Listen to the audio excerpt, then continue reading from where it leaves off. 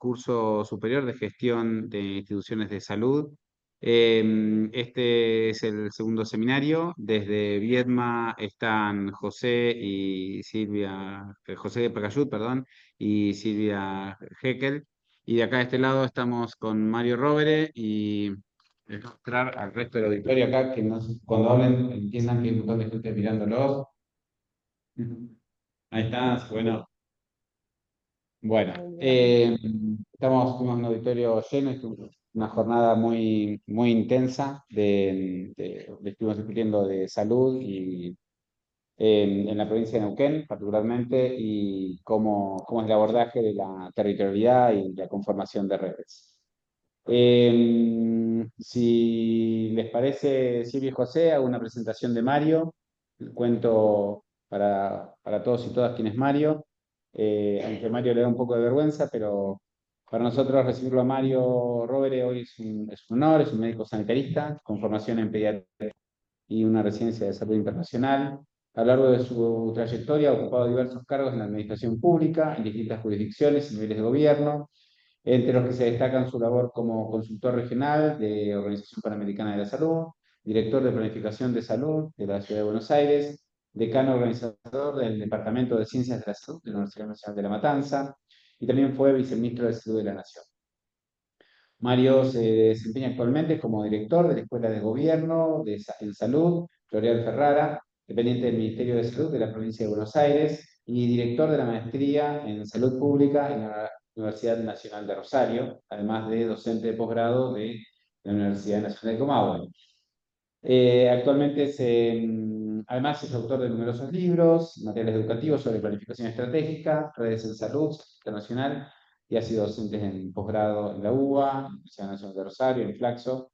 Es docente, investigador, gestor comprometido, referente indiscutido en salud pública argentina y latinoamericana, y su aporte ha sido clave para repensar la planificación, la gestión y la formación de salud con una perspectiva de equidad y derecho. Para nosotros es un privilegio poder contar con Mario y que después de no sé cuántas horas que estamos acá en este auditorio trabajando por Mario, que siga empujando y que siga trabajando con nosotros. Así que Mario, muchas gracias por estar aquí.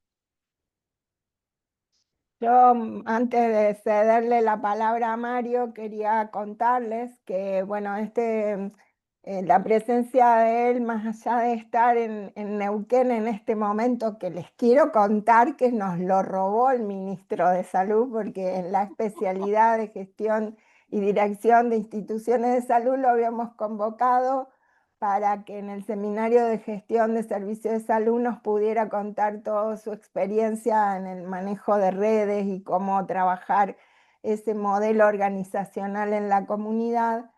Y quiero contarles que esta especialidad se realiza entre la Facultad de Medicina de la Universidad del Comahue y el Centro Regional Zona Atlántica, el Complejo Regional Zona Atlántica y Sur, y que está presente el secretario de Bienestar del CURSA en este momento dentro del auditorium. No sé, Carlos, si vos querés encuadrar o dar algunas palabras, pero yo en lo personal agradecerte, Mario, porque después de 30 años de haber trabajado juntos en algún momento de nuestra historia, apenas te llamé para que te sumaras a este desafío en la Patagonia que tenemos en la Universidad del Comahue, que inició Martín y el doctor Pacayú en su momento cuando él era secretario de posgrado en la Facultad de Medicina. Enseguida dijiste que sí, sin ningún pero. Después nos enteramos que Martín te robó y te llevó para Neuquén, así que en este momento somos 60 en el Zoom y allá hay otros 30 y cerca de 100 personas, como te prometimos, te íbamos a estar escuchando en la Patagonia Argentina. Así que un placer. Carlos, antes que empiece él, no sé si querés. Primero saludar a Mario Rovere, un fiel admirador de su producción, y yo soy graduado de la Universidad de Córdoba como Silvia y junto a Silvina Malvares hemos aprendido mucho, mucho de su obra. Y saludarlo a Martín, por supuesto, que tan gentilmente siempre colabora con el Cursas. Le dejo el saludo a ambos de la decana, de la doctora Adriana Goicoechea, que no sé, por cuestiones de agenda no puede escucharlo, pero para nosotros el Cursas es un verdadero honor poder contar con su presencia, que nos pueda transmitir su experiencia y expresarle nuestra profunda admiración, doctor Rovere. Ahora sí, Mario, agarré el micrófono, es todo tuyo. Gracias, Bueno, Carlos.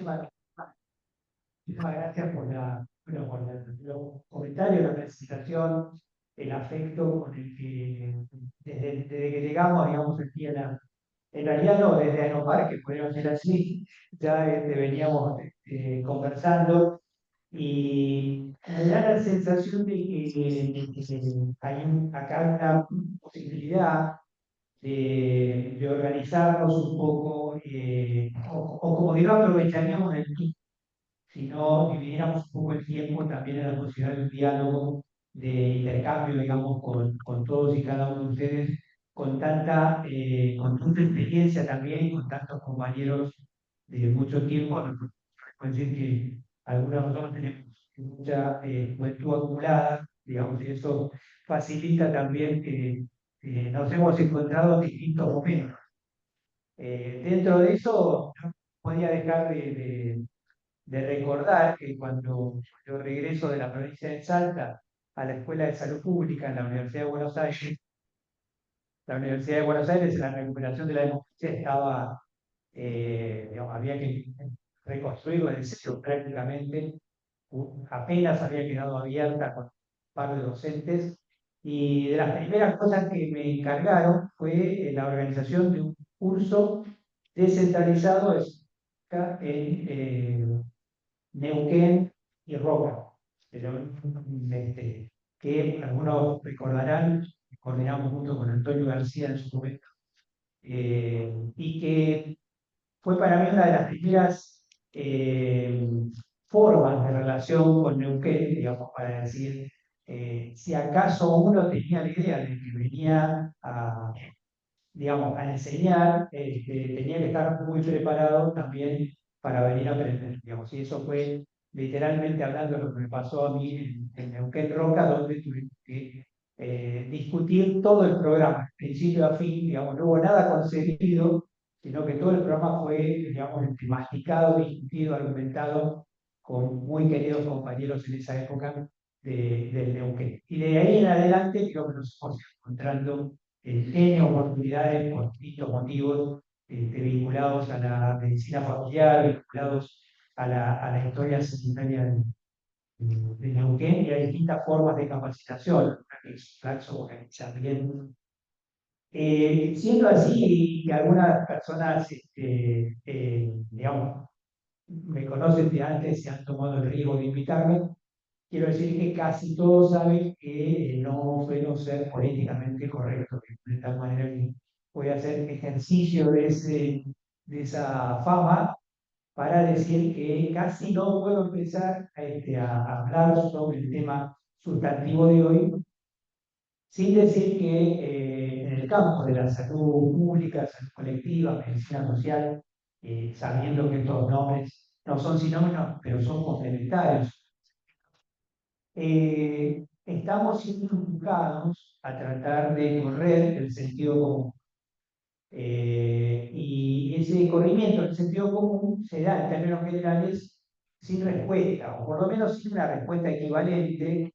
Y yo me acuerdo mucho, porque me influyó en mis épocas, el libro de Leopoldo Manizales, que se llamaba Megafón o la guerra, leído, digamos, donde justamente el megafón tenía un poco que ver con un tipo que usaba un megáfono, digamos. Y hoy tenemos, digamos, voceros presidenciales que usan un megáfono, que de un día para el otro nadie lo conoce y al otro día, digamos, sale primero en una elección. Y entonces empezás a decir, digamos, que acá hay un megáfono muy grande.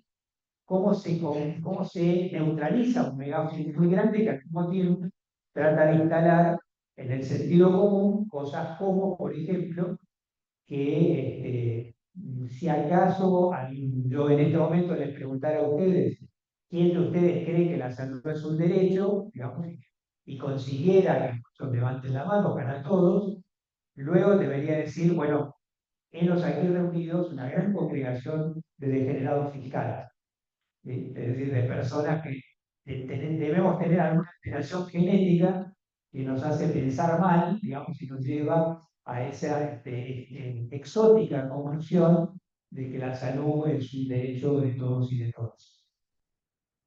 Y después hay dispositivos que van por dentro de esa mega operación, ¿cierto? No es solamente Argentina, sino que estamos hoy enfrentando lo que algunos autores llaman la ultraderecha 2.0, que está, digamos, guionada en otros territorios. Podríamos decir, los actores, uno va a ver una película y esta es la versión argentina de, después está la versión norteamericana de, pero el guionista es el mismo. Sería como lo que el viento se llevó, digamos, con distintos actores. Porque, digamos, si ustedes pudieran leer, yo no, pero digamos, un diario húngaro, pudieran leer un diario italiano, pudieran leer un diario norteamericano, pudieran leer un diario argentino, dirían qué casualidad. O sea, el pool de los argumentos instalados, digamos, es más o menos, podríamos decir, si somos simplemente con los dedos de la mano, decir, algunos creen en el cambio climático. Si creen en el cambio climático, somos generados fiscales, digamos. Hemos sido convencidos, pasamos a ser wok, que yo antes creía que era una comida china, digamos, y ahora parece que hay que ponerse el sombrero de que sería un conjunto de wok pensando en el derecho a la salud. ¿Ustedes creen que a las mujeres se les ha ido la mano, digamos, en sus derechos? Y además por culpa de eso nos ponen la naternidad, ¿no? Bueno, este tipo de argumentos, ustedes no lo crean, digamos, se repite literalmente por adentro, equilibrio fiscal acompañado de intento de aumento de la natalidad, ataque a la migración, todas las migraciones son indeseadas, gente fea, quiero decir esto literalmente hablando, gente fea que viene de otro lado, que no nosotros. Todo esto así casi calcado, digamos, por lo menos en estos 5 países con vocación de extenderse internacional de esto, con los resultados de Bolivia no sería extraño, digamos, que tuviéramos una situación parecida. Ahora, si aterrizamos más en el campo de la salud, deberíamos decir lo siguiente, siguiendo con las cosas políticamente incorrectas. Dice el señor ministro de Salud que la salud es provincial porque la Constitución así lo dice. No, el ministro de Salud es la Nación, perdón. Lo voy a aclarar más. El doctor Mario Lugones, digamos, accionista del Sanatorio Güemes, dice que la salud es provincial porque así lo dice la Constitución. Yo los invito a ustedes, Constitución Nacional está, se la puede bajar de la web. Los invito a ustedes a que encuentren algún párrafo, algún artículo donde él diga semejante cosa. Es absolutamente falso de todo parceros. Sin embargo, sí debemos recordar, punto sanitario, que a partir del año 56, en la República Argentina, a partir de la derogación de la Constitución del 49, con una expresa operación política diseñada con apoyo de un consultor de la OMS de origen brasileño. Todo lo que estoy diciendo está en el libro de Benonelli sobre la historia de la OMS en la Argentina. Dice, sí, qué buena oportunidad, digamos. Como el orden constitucional argentino fue retrotraído en 1853, y en 1853 las provincias no le delegaron a la nación la función salud, debe ser que la salud es provincial. Con el mismo criterio, la energía atómica sería provincial, digamos. Un lugar, digamos, dice que la energía atómica, digamos, hasta podríamos decir que el ejército no queda claro, digamos, que sea, la provincia no lo indicó en esa constitución. Y ninguna constitución del siglo XIX provincial en ningún momento puso la función salud como función de los provinciales. O sea que es un artefacto construido concretamente en la época de la Revolución Libertadora. Y si ustedes ven, entre 1956 y 1983,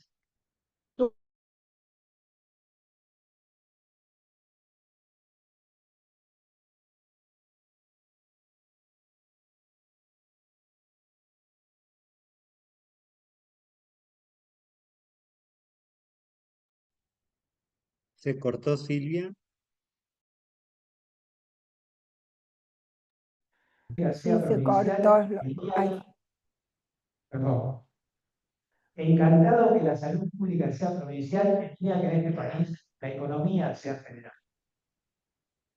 Es decir, mientras la estructura signifique que el 55% de todo el sistema impositivo nacional, de todo el sistema impositivo, se lo lleva a la nación, entonces, digamos, en este momento, el gobernador hoy lo repitió también acá, digamos, las provincias le aportan a la nación más que la nación les devuelve a las provincias.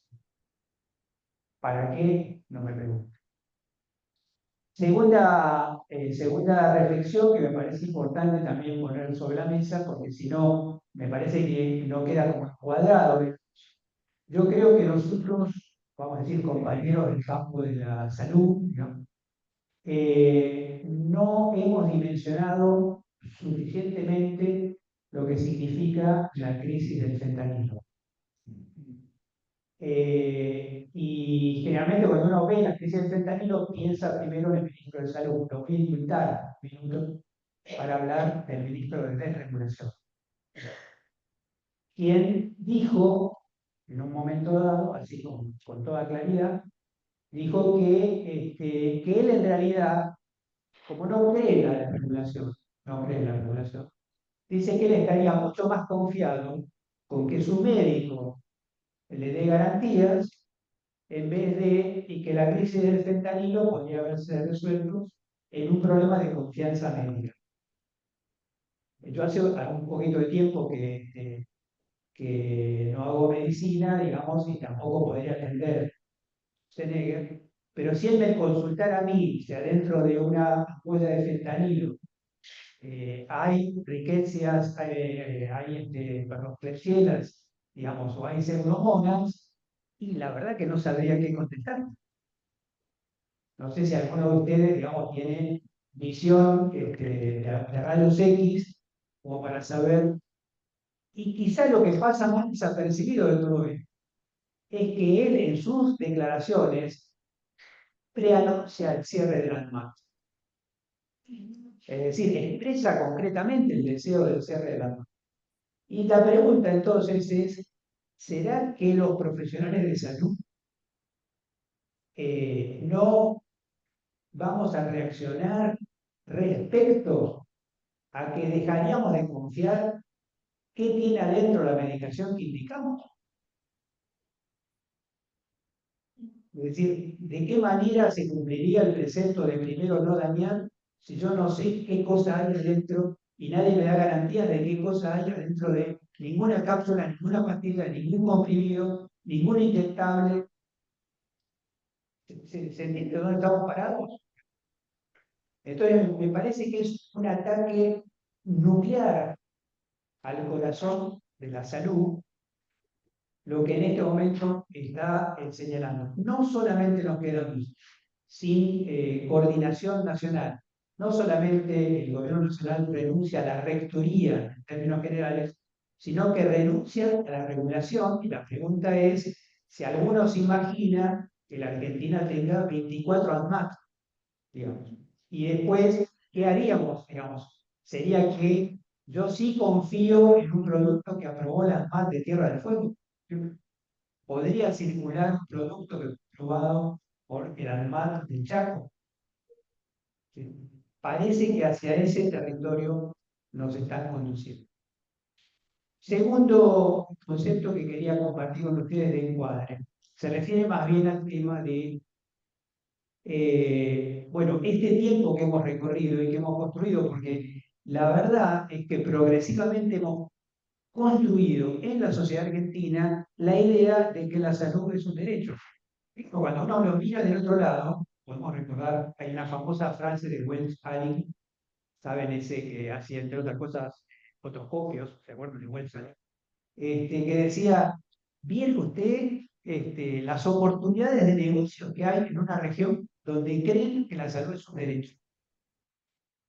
O sea, todo tiene la posibilidad de ser mirado desde el otro lado, desde la otra perspectiva. Pero lo real es que la Argentina, y digo esto a veces, lo digo, no sé, nosotros admiramos mucho, por ejemplo, el sistema único de salud de Brasil, por todo lo que han hecho en un tiempo relativamente corto. Hoy la República Argentina tiene más camas públicas por habitante que Brasil. ¿Sí? Digamos, la construcción del sistema público en la Argentina, y realmente hay un fenómeno, indirectamente, una especie de sistema integrado de salud en la práctica, porque en las crisis se ve clarito, digamos, que el sistema de salud es el sector público y sus alrededores. Digamos, nos encanta hablar del mix público-privado y todo lo demás, digamos, pero muchachos, cuando queman los papas, digamos, digamos, lo que te salva es el sistema público, podrían decir así. Hasta Velocopil, para decirlo así, lo termina aceptando y termina pidiendo ayuda a la provincia de Buenos Aires, que no puede contener sus propios afiliados en medio de la pandemia. Entonces, de ahí venimos. Y nosotros podríamos haber salido de la pandemia con un sistema mucho más articulado, mucho mejor que el que en este momento tenemos. La segunda línea de reflexión que quería compartir con ustedes es, a mí me emociona profundamente esta invitación. No solamente por la historia de Neuquén, sino también porque en muchos casos uno puede decir, bueno, la historia de Neuquén es un capital, también puede ser una barra, porque uno puede decir, hoy la gestión de Neuquén lo que necesita es construir futuro, digamos, podríamos decir, no te vota nadie que tenga mucha historia, digamos. La verdad es que tenés que usar esa historia para proyectarte y para construir. Ese es el tema de enamorar. Yo creo que la política no enamora, disculpe que diga eso, pero tampoco creo que el amor vence al odio, digamos, creo que nos equivocamos usando políticamente términos que no son procedentes, pero concretamente la gente vota futuros. Pero esos futuros pueden, tener una historia no es un obstáculo, tener una historia es un capital, una plataforma que te permite imaginar cosas que quizás otras provincias no pueden imaginar porque no tienen este pasado. Y en ese sentido, cuando uno mira las cosas que se van para atrás, podríamos decir, sí, pero además hay ahora condiciones especiales. Y una de esas condiciones especiales es la Universidad del Comahue. Podríamos decir que no la había, ojalá no hubiera habido en su momento. Recuerden la época de tener que negociar con la UBA, digamos, a ver si, digamos, había un profesor de clínica que te avalaba, ¿no? Podría ser un puro Cuba que viniera a decirte como que los médicos rurales tenían que saber más en biología que los médicos clínicos o los médicos hospitalarios. Así que terminaba diagnosticando con las manos, con la oreja. Bueno, Uruguay estaba fascinado con eso, digamos, lo mismo en la primera cátedra de pediatría de Gutiérrez de Buenos Aires. Pero en esa época ahora tenés una universidad. A mí me parece que tener una universidad es un salto cualitativo enorme, pero me parece que había una deuda, y ahí me parece donde quería enfatizar, que es que tener además un posgrado en el campo de la salud pública, salud colectiva, gestión, permite sistematizar, permite teorizar, permite organizar sobre la base de esa historia. Es decir, que no solamente es una gran fortaleza pensar que ahora se forman médicos en la región, sino también que puede transformarse prácticamente en una escuela de pensamiento sanitario, la experiencia que la región ha hecho a lo largo de todo este tiempo. Y ahí sí quisiera señalar que hace falta trabajar la integralidad. O sea que tenemos hoy, estamos en el contexto de una especialización de gestión, que digamos que podríamos tener una formación en el campo de la epidemiología, que podríamos tener pero que a mí me parece que de las travesuras que nosotros vivimos en la década de los 90 fue justamente sacar del juego la salud pública, que fue también una estrategia de despolitización. Dice Guattari, digamos, toda transversalidad es política. Toda transversalidad es política. Si uno lee la frase de Guattari al revés, digamos, es digamos, toda ruptura de la transversalidad, toda canibalización de los componentes de la salud pública, la gestión por un lado, la epidemiología por el otro, las ciencias sociales por el otro, también despolitiza. Entonces, me parece que con la semilla de esta especialización existe la posibilidad, la potencialidad de hacer escuela desde el Comahue, hacer escuela desde esta región, con toda la experiencia sanitaria que ha ido acumulando, pero ahora también con los espacios de teorización y reflexión que permite, digamos, tener esta especie de laboratorio que supone tener una especialización ahora mismo acá en la universidad. Dichas estas dos cosas, que uno puede decir, bueno, pues, si esta era una pequeña introducción, ¿cómo será lo que sigue? Digamos? Pero es raro decirle, recién ahora voy a hablar de lo que invitaron a hablar y me disculpo por ello, digo, pero espero que haya ayudado un poco a textualizar que no podemos hablar de redes en abstracto, digamos, y como no podemos hablar en abstracto, yo quiero contarles una pequeña historia, porque digamos, como uno tiene algunas cosas escritas sobre esto, bueno, pues, sería un poco pobre decir, vengo a narrar lo mismo que está escrito, digamos, sino que me parece que es mejor contarles un poco, pues acá. Y esto tiene, digamos, dos o tres puntos muy relevantes, por lo menos para explicar qué concepción de redes estamos poniendo sobre la mesa para también al mismo tiempo decir, hay más de una, hay más de una conceptualización de redes.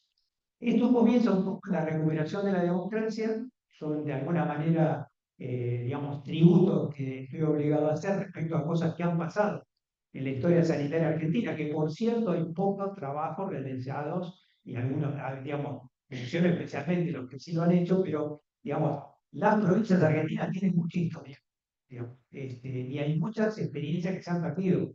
La experiencia del Chaco, la experiencia de la provincia de Córdoba en el campo de la salud mental, y a esto me voy a referir. Cuando la democracia se recupera, podríamos decir que la salud pública toma una agenda que no entusiasmó demasiado. Si ustedes se acuerdan, Aloneri, Seguro Nacional de Salud, digamos, quedó un poquito flotando ahí esa idea.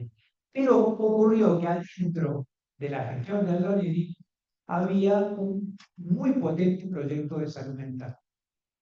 Ese proyecto de salud mental, dicho en términos de salud mental, tenía más energía libidinal que la propia salud pública.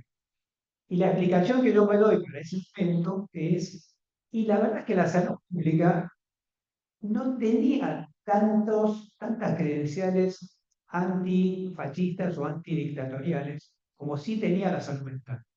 Es decir, que el grueso de la represión había caído sobre la gente de salud mental y entonces, como ustedes saben, esto de que todo lo reprimido vuelve, digamos, bueno, la salud mental irrumpió en la agenda de la salud, en la recuperación de la democracia con mucha más energía incluso que la propia salud pública. En ese momento, y si ustedes lo miran, de cierta manera, en los ciclos que han pasado de la recuperación de la democracia a la fecha, lo que podríamos decir es, debe haber una sincronía en el énfasis de los movimientos de salud mental y los movimientos de salud. Sin embargo, no ocurre. Y uno encuentra mucho más sincronía entre los movimientos de salud mental y los movimientos de derechos humanos. Entonces, esa es, digamos, salud mental terminó emparentándose muy cercanamente con derechos humanos, incluso que con las políticas de salud. Y forma parte de los malentendidos y las dificultades de articular en las políticas de salud provinciales también la salud mental en el juego. Porque de alguna manera tiene lo que algunos autores, bueno, Matus, pero es una categoría hegeliana, le llama el espacio singular. Entonces, el espacio singular ya es un espacio singular. ¿no?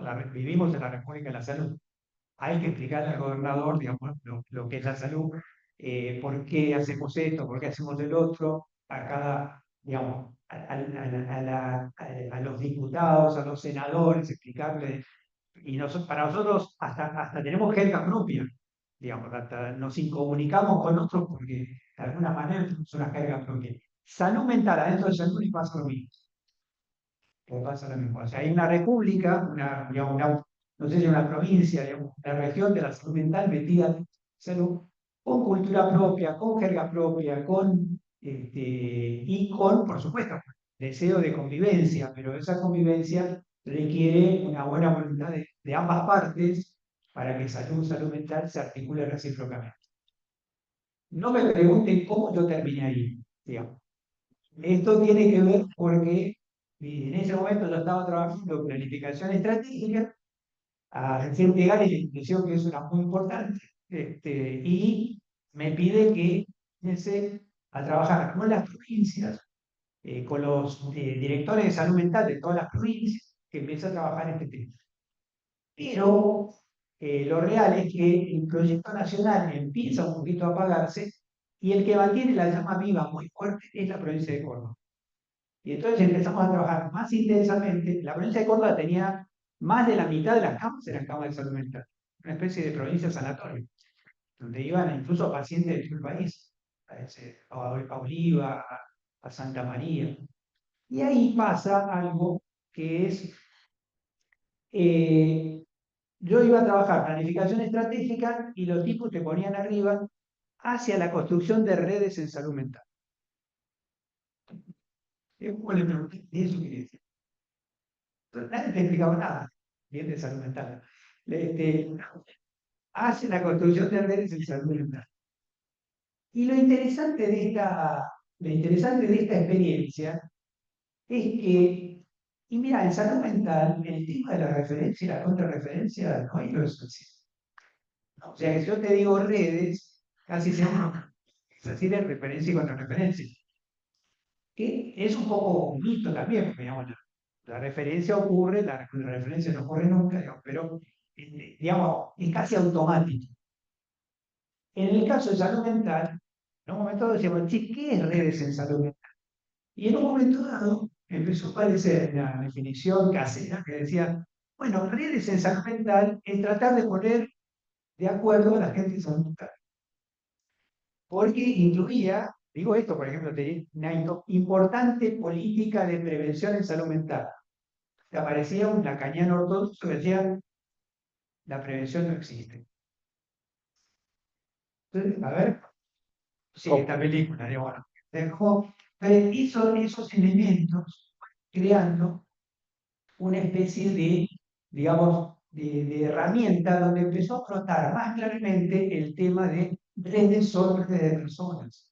Redes significa literalmente la posibilidad de articular entre distintas miradas, entre distintas perspectivas, y donde muchas palabras que nosotros usamos en salud, como intersectorialidad, interdisciplina, interculturalidad, se empiezan a conectar entre sí, porque al final todas son dimensiones de la interculturalidad. Lo que pasa es que cuando yo digo interculturalidad y pienso pueblo mapuche, digamos, es una cosa. Cuando digo, o sea, Pierre Bourdieu toma la idea de que las profesiones también somos tribus. Porque tenemos nuestros ritos de iniciación, que tenemos nuestro lenguaje propio. Entonces, el tipo se metió dentro de la universidad y dijo, bueno, en la universidad cada profesión construye una tribu. Quiero decir, el libro de Bourdieu que hace eso, llamado Homo Academicus, no lo querían traducir al español. Es uno de los libros de Bourdieu que tardó 15 años en traducir al español, porque nadie quiere que lo traten una tribu, digamos, pero en la práctica fue poniendo sobre la mesa esa lógica de que redes era al final un trabajo de poner de acuerdo gente en distintas dimensiones. Yo sé que es inadecuado que no les cuente a ustedes que todo el día de hoy hemos estado poniendo en acto eso mismo, porque hemos trabajado con 7 presentaciones en 7 regiones, y las 7 presentaciones, si no vos, ¿qué tienen en común? Cada una de las regiones es que logró conectar gente diversa, logró conectar gente que viene de culturas diferentes, que viene de sectores diferentes, que viene de territorios diferentes, que significó de alguna manera que sobrenadó durante toda la tarde esa noción de redes por ese deseo o por esa estrategia de, bueno, algo que en redes teorizamos así. Redes de pares hace cualquiera, digamos. La clave es hacer redes de impares. Es decir, cómo poner en contacto diferentes. Y hay es una enorme dificultad, pero también una enorme potencialidad en ese recorrido y en esa posibilidad. Esta historia tiene un devenir, porque luego de eso ocurre, un poquito de, ya digamos en la década de los 90, esta reflexión se traslada, como una especie de traslado de turismo sanitario, digamos. Esta reflexión se traslada a Rosario. Pocos que entran a Rosario quieren parecerse a Córdoba, digamos, pero de todas maneras, lo que sucedió realmente es que Rosario presentaba una situación diferente y sin embargo creó las condiciones para que volviésemos a trabajar sobre la noción de redes que habíamos estado, de alguna manera trabajando y masticando en Córdoba. Salud mental no era el tema, porque entre otras cosas Rosario no tiene ningún hospital monovalente de salud mental. Digamos, estaba bendecido, digamos, por esa característica. En la década de los 90, digamos, y esto es un pie de página, no debería decir, pero quiero decir que todos los que tenemos mucha juventud acumulada y estamos hoy viviendo una dramática crisis económica con políticas extremas, que yo, esta es una película que ya la vimos, digamos, esto es Tiburón 4, digamos, y ustedes saben que la saga va empeorando. Así que podríamos decir que, dado que se puso de moda el tema de vamos a hablar de Menem, digamos, en una época no se podía decir, pero ahora ya hemos superado las supersticiones. En la década menemista, la nación decide desprenderse de la salud pública. La provincia de Santa Fe también. Entonces, cuando uno analiza el que podríamos llamar hoy el fenómeno Rosario, el fenómeno Rosario no es solo mérito de Rosario, sino que es consecuencia del contraste que se produjo entre una jurisdicción que apostaba a la salud pública versus una provincia y un país que apostaba a todo lo contrario. Podríamos decir, para los que recuerdan esa época, Rosario tuvo el coraje de resistir un hospital de autogestión. No hubo hospital de autogestión en Rosario. Era como, digamos, un sacrilegio, para decirlo, para aquella época. Entonces, marcar esa identidad, acá tampoco. Marcar esa identidad te permitía resaltar por contraste. Pero Rosario tenía una característica y un gran problema, que va a tener que ver un poco quizás con cosas que mañana también podemos estar conversando. Nosotros empezamos la década de los 90 con una rémora importante respecto al tema de la atención primaria de la salud. Esto probablemente ocurre porque la Alma Ata llega a la República Argentina en plena dictadura. Y podríamos decir incluso muy llamativo que Alma Ata tuviera, que el gobierno militar publica la declaración de Alma Ata, donde incluye el tema de la población tiene el deber y el derecho de participar. Imagínense ustedes, digamos, 1980, la interna, 2 años después de Alma Ata, publica eso. Lo real es que como la gente nuestra es bastante inteligente, digamos, que dijeron, tomemos de la atención primaria lo que se puede, de lo otro postergamos. Entonces, la atención primaria, digamos, caminó despacito, y además en el mundo urbano, los dispositivos que habían usado la provincia de Jujuy, de Salta, de Neuquén, parecían inapropiados para decir agentes sanitarios, por ejemplo, no cuajó, digamos, ni en Rosario, ni en Ciudad de Córdoba, ni en Ciudad de Buenos Aires, ni en Ciudad de La Plata. Entonces, nadie sabía bien qué era APS urbana. Y una de las cosas que empezó a jugarse inmediatamente era el tema de centros de salud. Cuando empieza la gestión del socialismo en Rosario, había 5 centros de salud. Y en menos de 5 años tenían 50 centros de salud. Es decir, hacen una salvaje inversión en el campo de la atención primaria. Pero ¿qué ocurría en ese momento? Ellos pensaron, y es algo por lo que me parece interesante, Rosario empezó a hacer escuela, probablemente interactuando con la universidad, y empieza a desarrollar un congreso de salud pública que para la década de los 90 era el único congreso de salud pública en toda la Argentina. Entonces íbamos en todo el país a Rosario, que era el único lugar donde se estaba de alguna manera la salud pública. Por supuesto que también estaban los congresos de medicina general, medicina familiar, digamos que también era otro escenario de discusión sobre estos temas. Pero punto, se acababa ahí. Y Rosario empieza a descubrir que la propia red de ellos, me acuerdo clarito, eran 3.600 trabajadores de salud en la ciudad de Rosario. Resulta que a los congresos de salud pública, que eran de salud pública, no iba nadie de los hospitales. Entonces era un congreso de salud pública, pero en el fondo era la atención primaria, porque solo los de los centros de salud iban a los congresos. Y ahí es donde entramos de vuelta en consulta, ahora desde la Universidad de Rosario, y lo primero que nos dicen es, y hagamos un curso de atención primaria a la salud. Y nosotros dijimos, no, pues, si hacemos un curso de atención primaria a la salud, vamos a exacerbar la guerra civil. Porque era una bandera que tenía una parte del sistema de salud y otra parte no. Y entonces, ¿qué podemos hacer? Y trabajemos redes.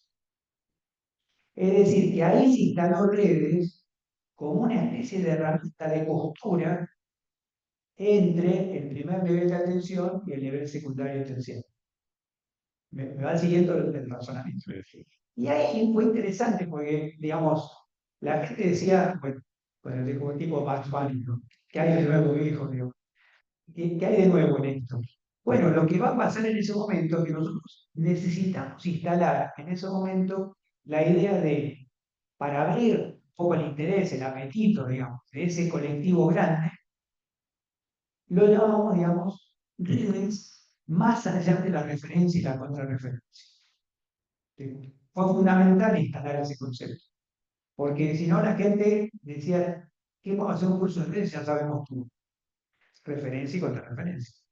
Y nosotros teníamos que, no podíamos decir, no, no es eso. Entonces pusimos el más allá de eso. Digamos, tenemos que ir más allá de eso.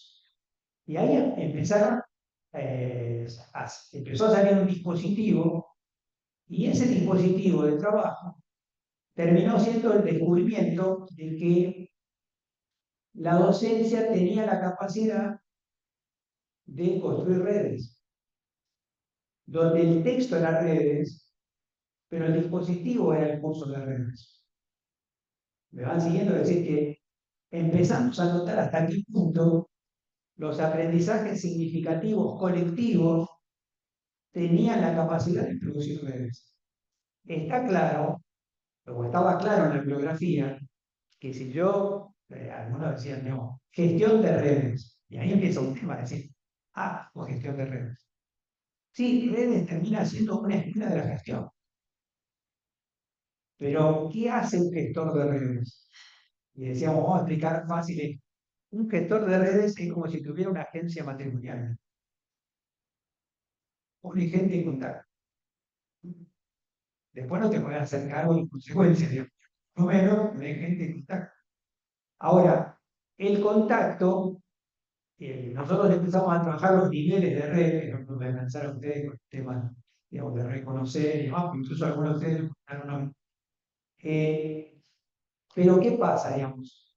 Si vos querés madurar la velocidad, o sea, si vos ponés gente en contacto mucho tiempo, finalmente van a ser redes. Pero si querés madurar esos tiempos, una herramienta de maduración se llama aprendizaje significativo. Es decir, personas que en conjunto están trabajando, están aprendiendo significativamente, queman etapas vinculado a ese proceso de maduración de los vínculos. Y si ustedes lo piensan bien, hay una cosa que es muy llamativa, y no sé si se da también en Neuquén, digamos. Si vos le decís a la gente, vamos a parar para planificar, poné a un hospital y decís, vamos a parar para planificar, te van a mirar como un marciano. Ahora, si vos decís, vamos a parar para capacitar, vamos a parar para hacer un curso, y entonces vos terminás haciendo cursos de redes, planificación, no solo para que se aprenda planificación, sino para que planifique. Y en el caso de redes, pasaba lo mismo. Nosotros organizamos los 5 niveles de redes, eran los 5 días de encuentro, hicimos un curso con 5 encuentros. Y cada uno de esos encuentros fue madurando una etapa del proceso de maduración de los vínculos, entendiendo que finalmente redes es el lenguaje de los vínculos, como plantea el libro de Elina Dabastara. En ese juego, ¿qué es lo que hicimos? Lo que hicimos fue, vamos a hacer como, podríamos decir en términos estadísticos, una especie de muestreo estratificado, que era decir, Rosario, yo acordando, 3.600 trabajadores de salud. Bueno, trabajan en las cosas más diferentes que se les ocurran. Estratificamos en dónde estaban esos 3.600 trabajadores de salud, detectamos la proporcionalidad de cada uno y decidimos, bueno, al servicio de cirugía del Hospital Clemente Álvarez le corresponde 2 puntos. Pero no decíamos quién venía. O sea, el servicio elegía quién venía. Y a partir de eso empezó esa fantasía que siempre se habla, digamos, de la educación encargada, ¿no? Pues nosotros terminamos trabajando con 200 personas para una red de 3.600. Y por supuesto el contrato era que aprenden esto y después lo van a reproducir.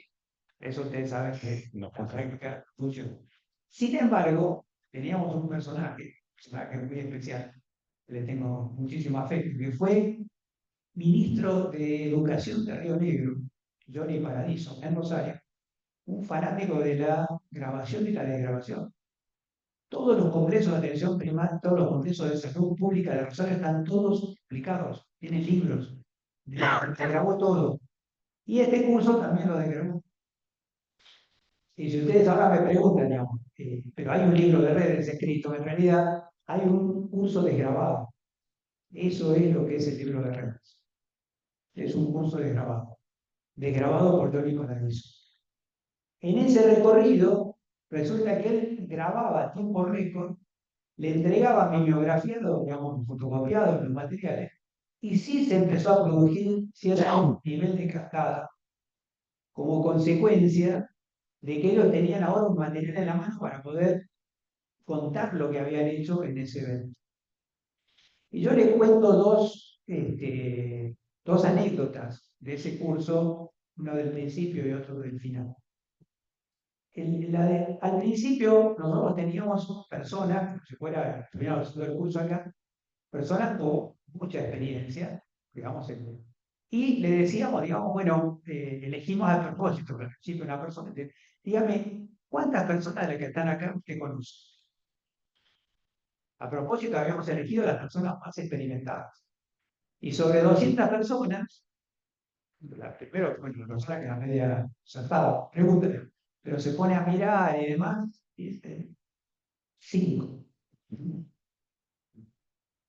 5. Después le pedimos a toda la gente que haga lo mismo. Y la gente fue divertidísimo, porque la gente se subía a las sillas, se subía a las mesas, tratando de ver a quién conocían.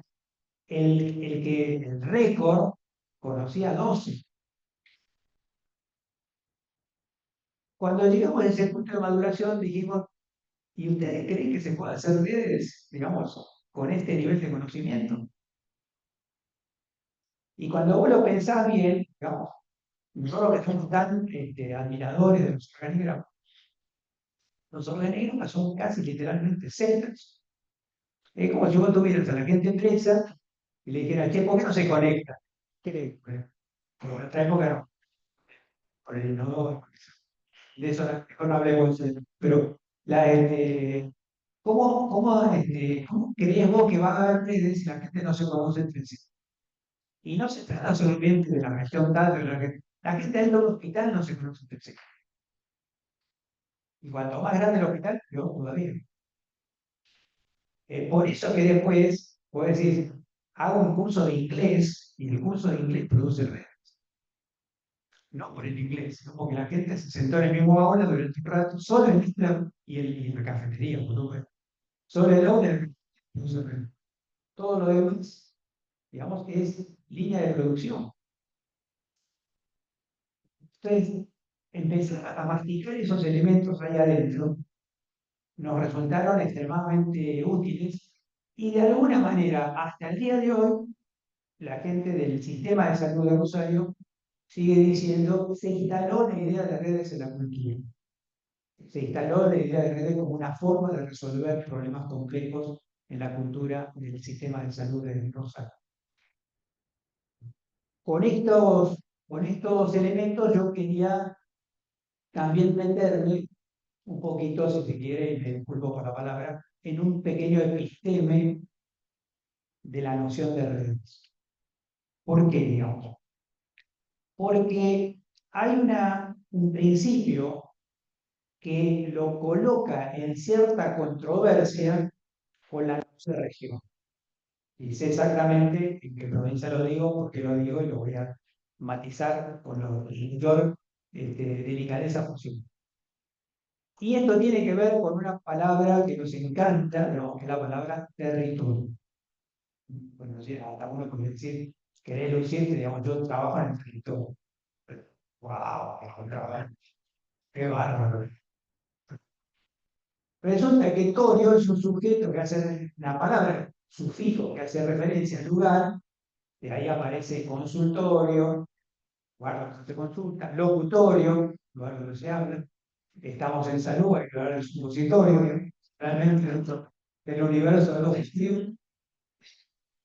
Y territorio, acá viene la complejidad, territorio no viene de terra, territorio viene de territus, y territus es terror.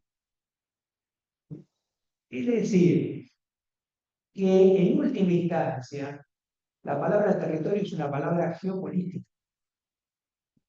Es una palabra geopolítica.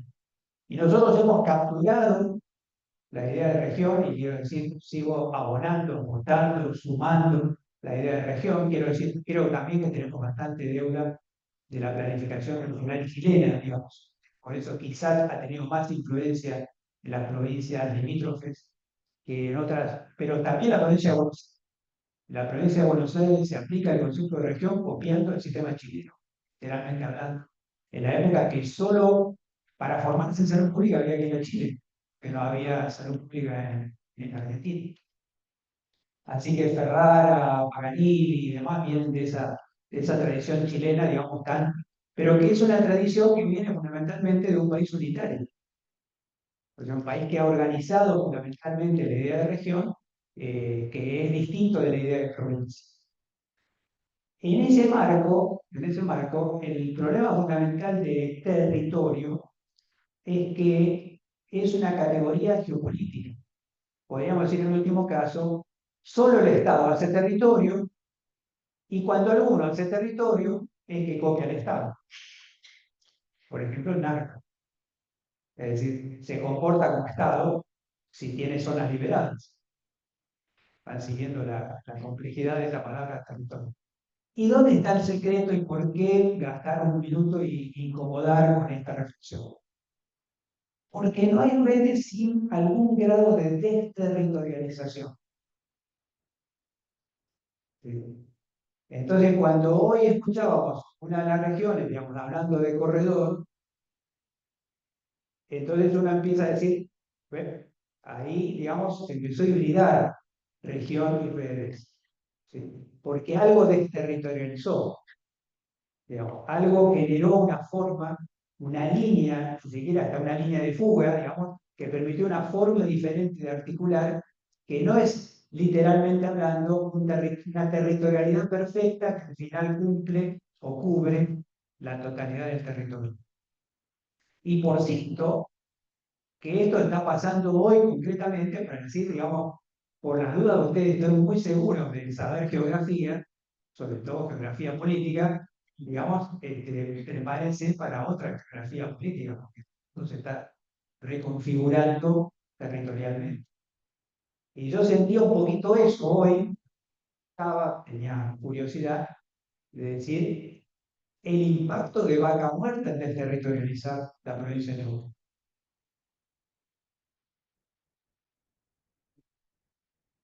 Como un fenómeno, digamos, emergente, como un fenómeno incluso de la mirada de ese mismo territorio, desde la mirada nacional, desde la mirada de las empresas transnacionales, desde la mirada de los movimientos demográficos, desde la mirada de cómo salir a cubrir los nuevos problemas de salud que van emergiendo y que yo lo comentaba hoy, digamos, lo empecé a sentir un día que apareció una empresa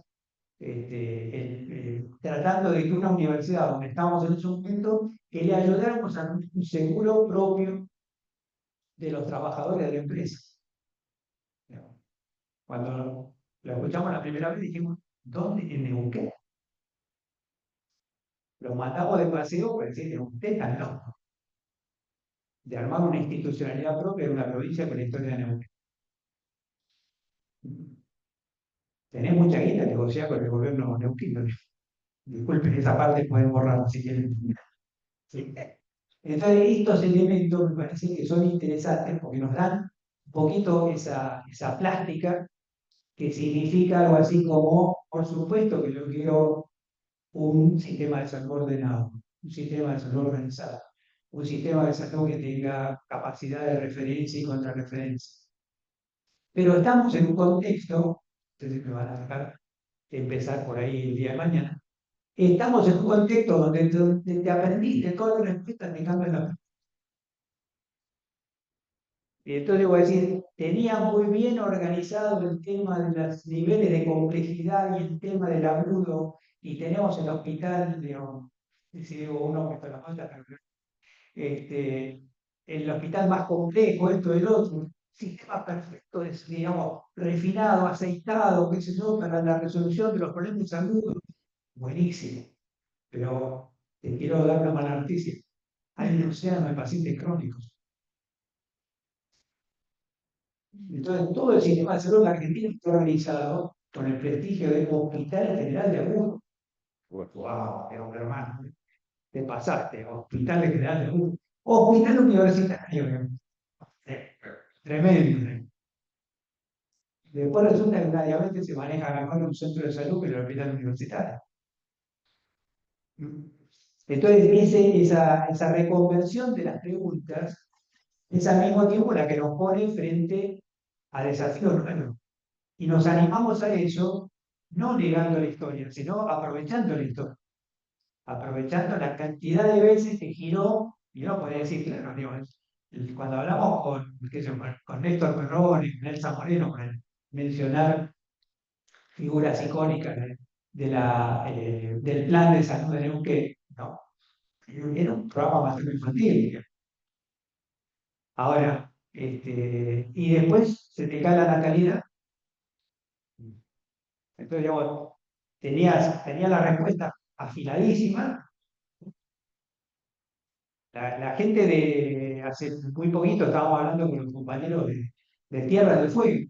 O sea, Tierra del Fuego no tenía nada, pero absolutamente nada preparado para personas mayores.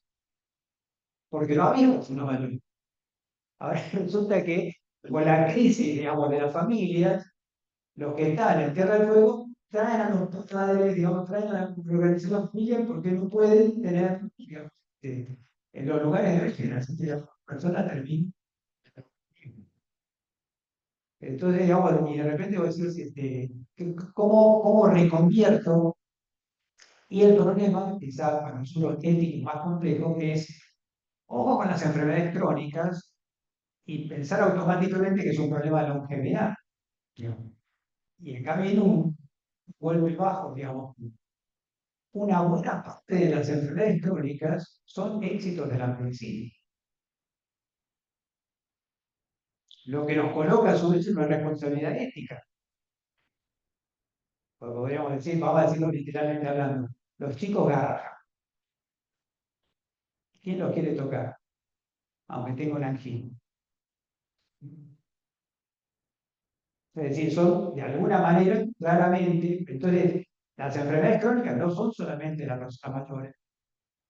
Cada vez, y muchos hablan de la crisis de la pediatría, La crisis de la pediatría es porque hoy los pediatras tienen una morbilidad que no tiene nada que ver con la que atendíamos en su momento. Yo miro para atrás, digo, ¿quién atendió TEA? No. ¿De dónde brotó de repente los trastornos del espíritu? Entonces empieza, hijo único, baja de natalidad, presión tremenda sobre los pediatras, y la pediatría empieza a ser una especialidad tóxica, digamos. Entonces, cuando estamos discutiendo el tema de la crisis de la pediatría, parece que se le preguntaba a la sociedad de pediatría y se paguen más. Digo, o sea, que ahí ya está resuelto. No está resuelto nada. No está resuelto nada, porque la gente elige, digamos, no solamente elige cuánto gana, también elige, digamos, que sea placentero el trabajo, y hoy el trabajo pediátrico es menos placentero, porque estás trabajando, digo, con problemas de una enorme cantidad de... Y entonces los problemas crónicos generan todo un espectro enorme.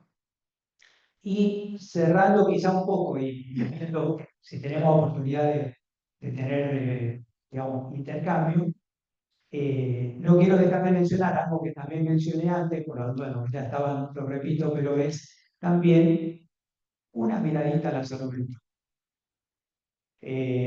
Primero, porque uno podría ponerlo en las enfermedades crónicas, digamos, ¿no? Una característica, digamos, nadie resuelve un tema de salud mental en una consulta, a pesar de que obviamente puede haber emergencias, obviamente puede haber competencias de atención en crisis, y obviamente competencias de atención en crisis, como los compañeros de Río Negro lo han probado.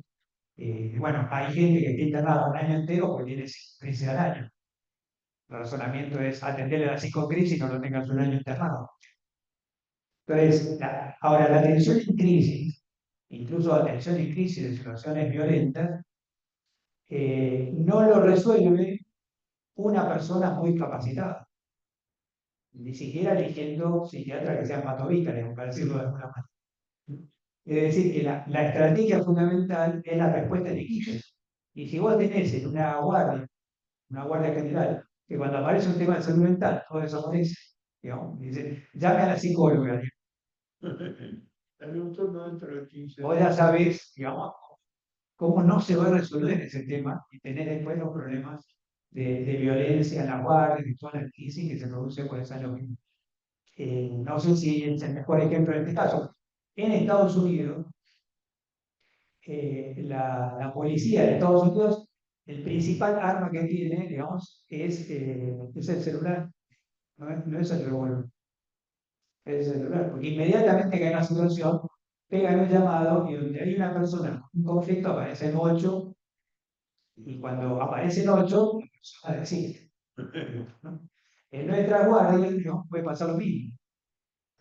Si cuando aparece una situación crítica, en vez de rajarnos todos vamos, solucionar ese problema. Se quiere pelear con 10 personas. Entonces, cosas como esas nos van planteando a esta pregunta, a esta reflexión: te aprendiste la respuesta, te cambian las preguntas. Y en el caso de salud mental, yo como empecé con salud mental y ahora termino con salud mental. Vicente Gali desarma un poco la Ley Nacional de Salud Mental diciendo, digamos, coincidiendo con todo el mundo, que esta es una ley, digamos, abolicionista. Esto, digamos, tiene sus demonios, porque el abolicionismo es tan extremo, no es de salud, el abolicionismo es jurídico. Los abolicionistas jurídicos se preguntan, ¿para qué las cárceles? Entonces estamos preparados siquiera para la pregunta, ¿para qué las cárceles? Y Vicente Gali, perdón, Zaffaroni, que es de la misma escuela abolicionista, te cuenta, al final, digamos, al final tenemos solamente una banda de carriles de varones jóvenes metidos en la cárcel. Muchos de ellos sin escolaridad, sin trabajo, sin historia laboral, sin familia, sin contención. Hasta la gente de salud que trabaja en las cárceles termina diciendo, a veces tiene un rol, eso es como un padre sustituto. Porque empezás a ver que esa gente temible allá afuera, resulta que allá adentro, cuando tienen espacio, incluso muchos prefieren no irse de ese lugar porque no tienen nada mejor que pueda ocurrir afuera de ese lugar. Entonces el abolicionismo es natural que haya pasado de abolir la cárcel a abolir el manicomio, porque además se aduce que el manicomio tiene régimen carcelario. Pero lo que dice Vicente Gali, lo que decía Vicente Gali, pareció hace muy poco, decía, en realidad lo que verdaderamente viene a abolir la ley de salud mental es la enfermedad mental. No aparece la enfermedad mental en ninguna parte de la ley de salud mental. Lluvia de chatas. Y dice, lo que sí está planteando sobre la mesa es un territorio nuevo, que le llama padecimiento, sufrimiento psíquico. Por eso se empieza a estudiar en salud mental cosas distintas de las 999 causas. Se empieza a hablar de crisis vitales y el impacto que produce el divorcio, el impacto que produce el duelo de un familiar querido, de las cosas de la vida misma. Y esa lógica termina de alguna manera con este diálogo nuevo que le propone a la relación salud-salud mental cuando dice padecimiento, sufrimiento psíquico produce enfermedad orgánica. ¿No? Y enfermedad orgánica produce padecimiento y sufrimiento psíquico. Y a mí me da la sensación, disculpe que viene esa imagen, ¿no? Es más o menos como una especie de huevo frito, digamos, ¿no? Donde vos decías, hasta ahora yo creía que la salud era la yema. Y esta ley de salud mental te dice, no, el juego es todo esto, digamos, no es solo la yema. Entonces, el tema de la salud mental no es un servicio más adentro de un hospital, que además lo ponen cerca de la morgue, digamos, preferentemente al fondo de todo, digamos, sino que dialoguen de otra manera con el mundo de la salud. Tenemos que empezar a dialogar de otra manera entre salud y salud mental. Hay muchos saber ahí, a veces nos quedamos trabados porque, digamos, no tienen buenas estadísticas, porque, digamos, tienen terapia de grupo y nadie sabe dónde, digamos, ¿qué hacemos? Son 7, ¿qué ponen? 7 consultas, digamos, que el sistema estadístico no lo registra. No estoy hablando digamos, en la mayoría de los sistemas de salud hay una guerra entre estadística y salud mental, pero en realidad hay mucha sabiduría acumulada en el campo de la salud mental que hay que ayudar a sistematizarla para transformarla en una herramienta de potencia epidemiológica, porque muchas veces se llena de casuística interesante. A propósito de un caso, digamos, y después te quedas estudiando ese caso, y no hay 1000 casos de esos para resolver de la misma manera. En ese espectro, no sé si desordené mucho el encargo que me habían dado, pero en realidad quería contar un poco, si se quiere, la trastienda, el backstage, de por qué desde hace ya algunos años venimos abonando este campo de las redes que creemos que tiene muchísima potencialidad para revitalizar los sistemas de salud, para revitalizar los sistemas de regionalización, de referencia y contrarreferencia y poder ir más allá cuando aparecen problemas nuevos. Muchas gracias.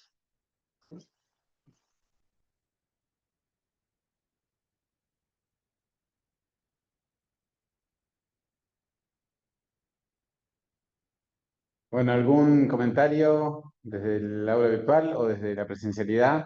¿Alguien quiere comentar algo, preguntar algo? ¿Propuestas, sugerencias? Con miedo.